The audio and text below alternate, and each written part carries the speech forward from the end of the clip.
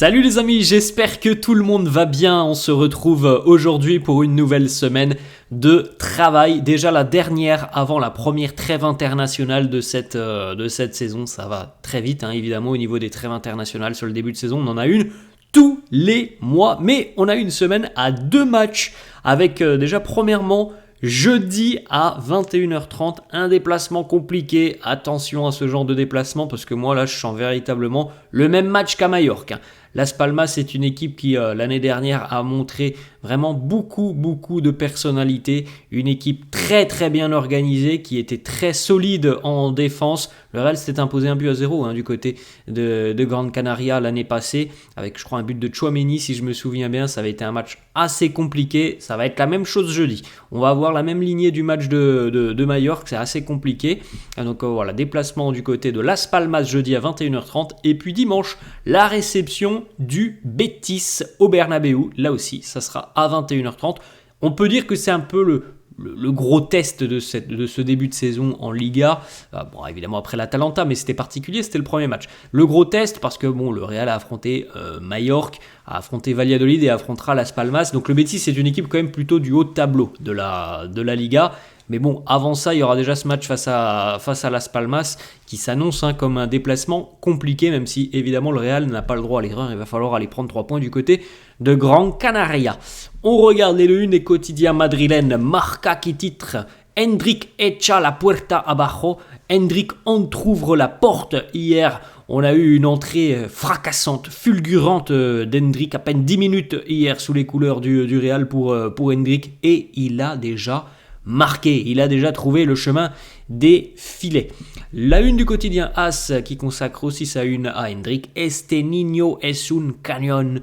Ce gamin, c'est un canon, c'est un crack.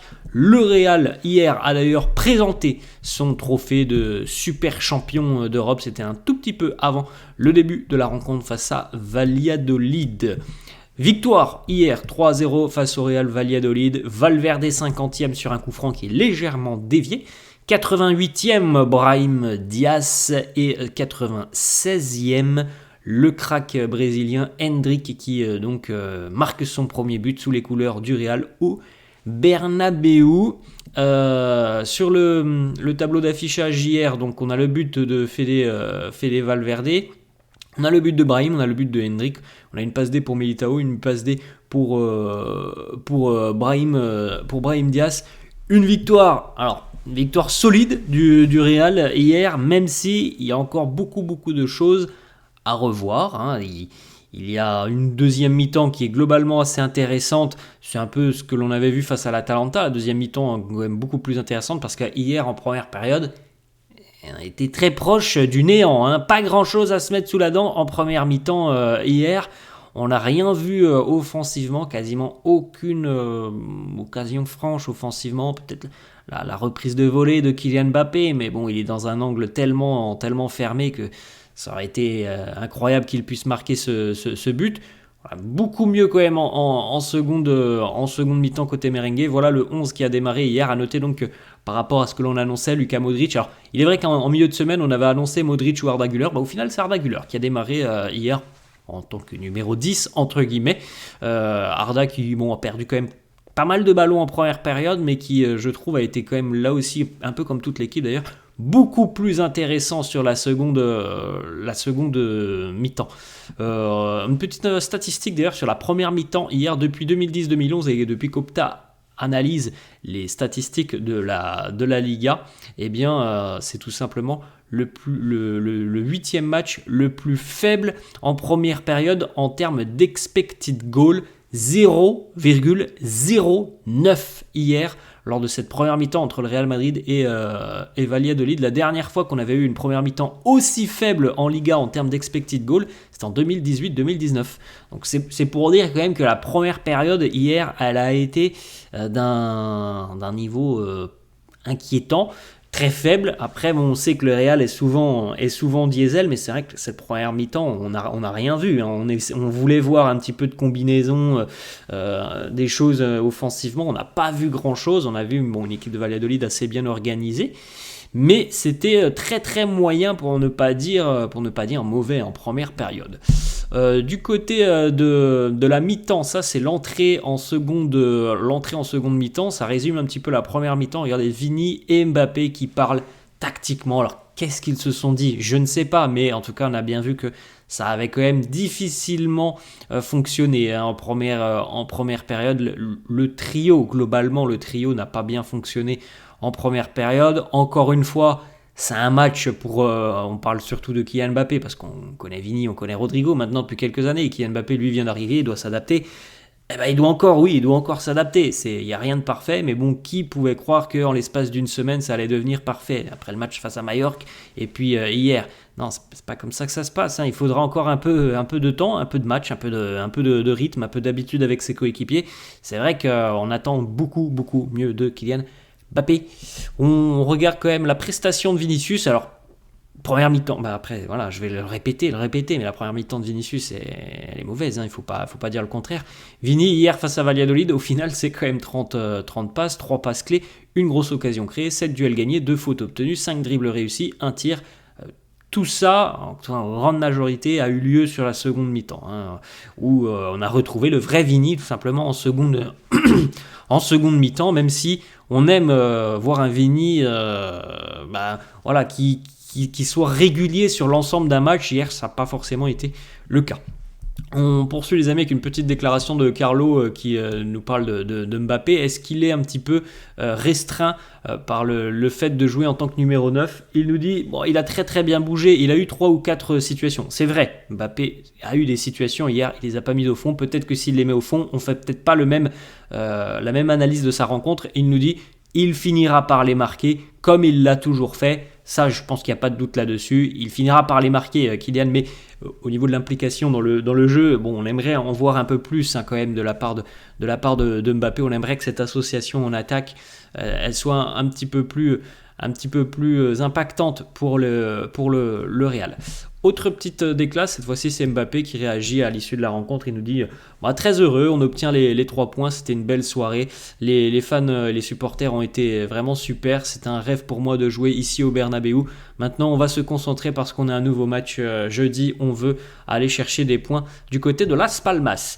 Kylian qui réagit aussi sur les réseaux sociaux, il a posté une petite photo de cette rencontre sur son compte Instagram. First game at home, Hala Madrid, voilà les mots de Mbappé. Fede Valverde qui a donc débloqué le compteur hier sur un coup franc légèrement dévié, un coup franc qui partait quand même très vite dans la pure qualité de Fede, beaucoup de puissance sur le coup franc. Fede déjà cette saison 3 matchs 2 buts. Peut-être qu'on a le retour du Fede d'il y a 2 ans. Le Fede, vous vous en souvenez, qui avait marqué plus de 10 buts sur la saison, alors que l'année dernière je crois que c'est 3 buts peut-être pour Fede, 3-4 buts il me semble. Donc là, il est déjà à 2 buts après 3 matchs. Fede, 3 matchs compétition officielle. Peut-être qu'on a un retour d'un Fede encore plus impactant offensivement. Les célébrations de Fede, comme on le voit souvent, très représentatif, c'est pas le mot, je perds un petit peu mes mots, désolé les amis, très expressif, voilà le mot que je cherchais, un Fede hargneux, parce qu'il sait aussi que c'est un but très important. Quand on voit la première période, on peut se poser beaucoup de questions, et le fait de marquer très rapidement à la 50e, ça permet aussi un petit peu de libérer tout le monde de la pression qui commençait à peser sur cette rencontre. Fede qui nous dit je dois remercier Carlo Ancelotti, ce but il est pour lui, je pense qu'il le remercie de toute la confiance qu'il lui a accordée. Une petite déclat de Carlo qui nous dit aujourd'hui nous avons bien mieux défendu que face à Majorque. C'est vrai que Valladolid a quand même eu très peu d'occasions sur cette rencontre et qu'il y a quand même beaucoup de points positifs défensivement par rapport à cette équipe de Valladolid et par rapport au match qu'on a vu la semaine dernière face à Majorque.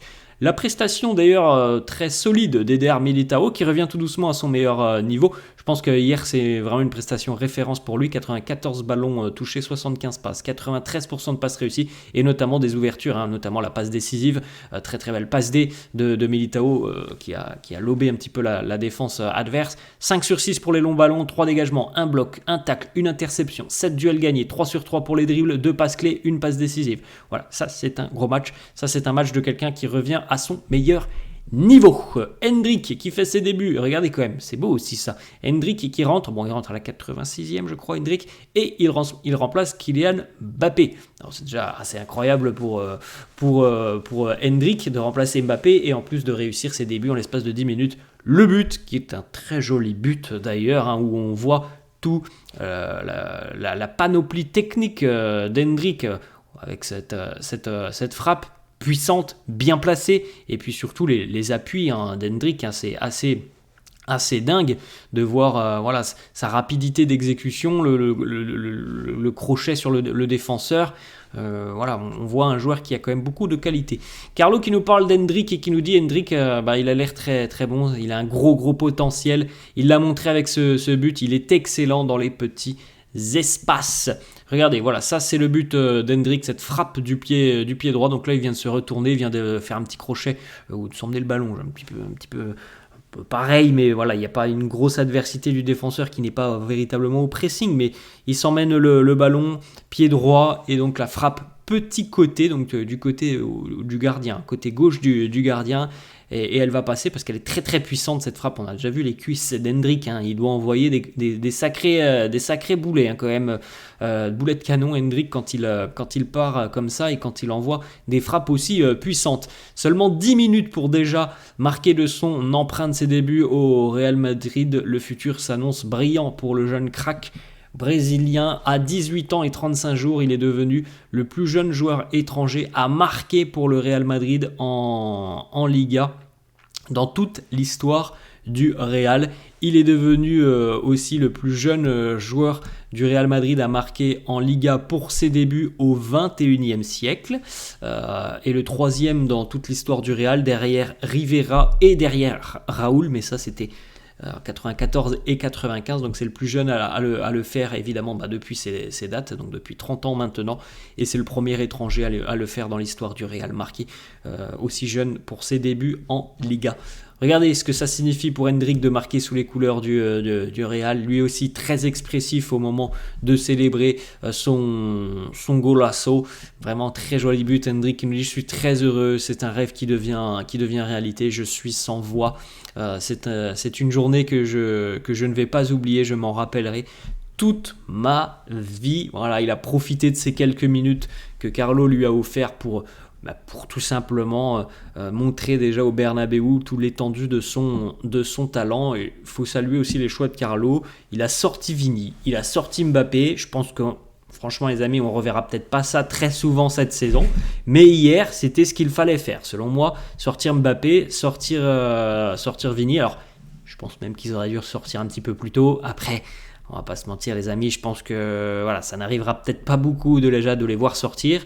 Alors on prend, il sort à la 86e, notamment pour Mbappé, il sort à la 86e, j'ai oublié Vini à quel moment il est sorti, à peu près pareil je crois, mais ils sont sortis, ils ont été remplacés, et il y a des joueurs tout frais qui sont arrivés face à une défense aussi qui commençait un petit peu à beaucoup plus subir sur les 20-25 dernières minutes, donc voilà, un petit peu plus d'espace, un petit peu plus de liberté. Vini a marqué, Brahim Diaz a marqué.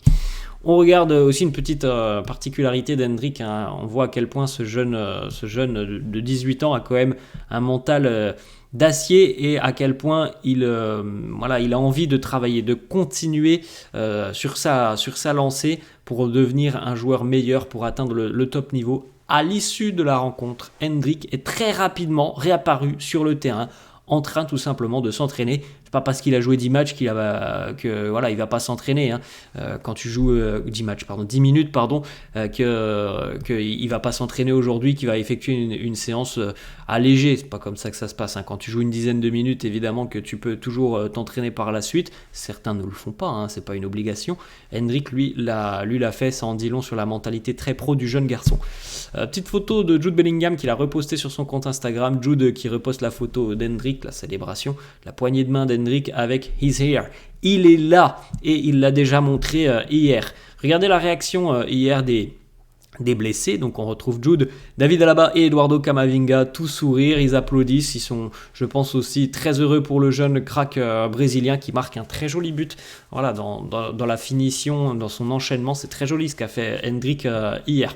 Brahim Diaz aussi buteur, très joli but pour Brahim Diaz, la finesse de Brahim Diaz sur ce but, voilà, le petit toucher de balle pour éliminer le gardien de but de Valladolid. Brahim Diaz a marqué et délivré une passe décisive dans un même match pour la première fois de sa carrière, en 207 matchs, la première fois qu'il marque un but et une passe D.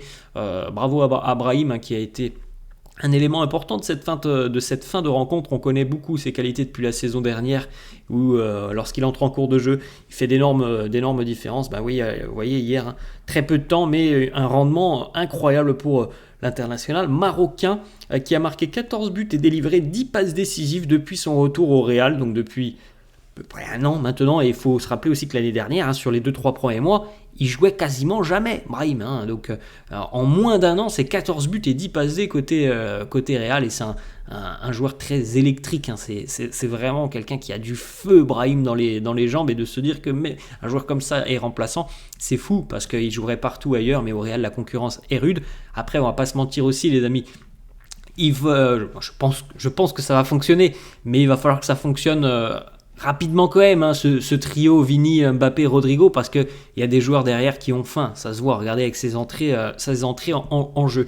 Hendrick qui réalise la célébration aussi de Brahim Diaz, et on le voit juste derrière, Hendrick qui réalise la fameuse célébration de Brahim Diaz, une célébration un peu particulière où on le voit comme s'excuser un petit peu. Voilà, c'est assez sympa de voir ce genre d'image. Brahim qui nous dit, avec tout le talent que l'on a dans cette équipe, on se bat pour le même objectif. On est très très heureux sur un niveau individuel. On a une très bonne équipe, très bonne cohésion. On en veut plus, on veut en gagner plus. Voilà, prochaine rencontre jeudi face à Las Palmas. Petite déclat de Carlo en conférence de presse sur l'avenir d'André Lunin. Il nous dit il va rester, il ne quittera pas le club. Donc voilà, au moins le débat est clos. Lunin ne partira pas sur cette dernière semaine de mercato. Carlo qui nous parle aussi d'Arda Güler et nous dit le match d'Arda fait partie de son processus. On doit donner du temps et des minutes à Arda et Hendrick, mais petit à petit ils s'adaptent et ils ont un développement constant, linéaire. Alors, la première mi-temps d'Arda, il y a eu du déchet, un petit peu, on va dire ça comme ça, mais beaucoup mieux en seconde mi-temps, et je pense que ça fait du bien aussi à Arda. Et c'est quelque chose d'important de voir que hier, on pensait que ça allait être Modric, et au final, c'est Arda. Ça montre aussi que Carlo, voilà, encore une fois, il donne aux jeunes, il veut donner aux jeunes. Modric, il aura des moments cette saison où il jouera, mais voilà, dès le début de saison, on montre que s'il y a des pépins physiques, ça sera peut-être plutôt Arda que Luka Modric. On verra par la suite, on verra jeudi notamment comment ça s'organise. L'équipe, l'attaque B du Real est quand même fantastique, cette attaque B. Alors quand on connaît les noms de l'attaque A, Mbappé, Vini, Bellingham, regardez quand même l'équipe B, Arda, Brahim et Hendrick. C'est quand même incroyable d'avoir autant de talent et de potentiel offensivement. La petite réaction d'Arda Güler sur les réseaux sociaux, sur Instagram. Lorsque je porte ce maillot, il est collé auprès de mon cœur. Voilà, il est amoureux du Real, Arda Güler. Voilà les amis, la fin de cette vidéo. J'espère que ça vous a plu. N'hésitez pas comme d'hab à lâcher un petit pouce bleu. N'hésitez pas non plus à vous abonner à la chaîne. Merci à tous ceux qui le feront. Je vous souhaite une très bonne journée les amis et je vous dis à la prochaine. Ciao à tous.